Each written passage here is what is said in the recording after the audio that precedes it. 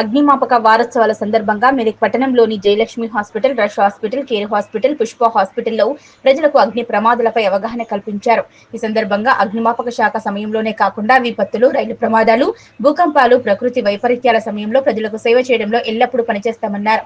వంటగదిలో kerosene, diesel, అదనపు gas cylinder ఉంచకుండా జాగ్రత్తలు తీసుకోవాలని సూచించారు.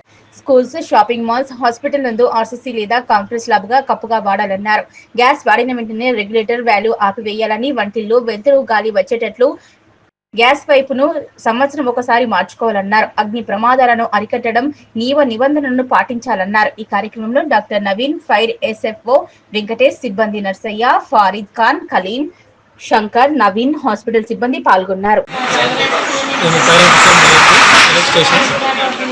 ప్రతి సంవత్సరం అగ్నిమాపక శాఖ నుండి అగ్నిమాపక వారోత్సవాలాగా ఏప్రిల్ 14 నుంచి 20 వరకు సెలబ్రేట్ చేస్తాం. మా అమరులైన ఫైర్ సిబ్బందికి దానికి నివాళిగా అదేవిధంగా ఫైర్ అవేర్నెస్ ప్రతి ఒక్కరికి కల్పించాలనే ఉద్దేశంతో ఈ కార్యక్రమాన్ని మొదలుపెట్టడం జరిగింది. ఇందులో భాగంగా ప్రతిరోజు ఒక్కొక్క డిఫరెంట్ ప్లేసెస్కి వెళ్ళి వారికి అవేర్నెస్ కల్పిస్తాం. నిన్న రెసిడెన్షియల్ బిల్డింగ్కి వెళ్ళాం, మొన్న స్కూల్స్ అట్లాంటి వాటికి వెళ్ళాం. ఈరోజు అందులో భాగంగా హాస్పిటల్కి రావడం జరిగింది. అదేవిధంగా డిస్ట్రిక్ట్ మొత్తం ప్రతి స్టేషన్ పరిధిలో ఉన్న లొకేషన్స్లోకి వెళ్ళి ఫైర్ గురించి అవేర్నెస్ వాళ్ళకి కల్పించడం జరుగుతుంది.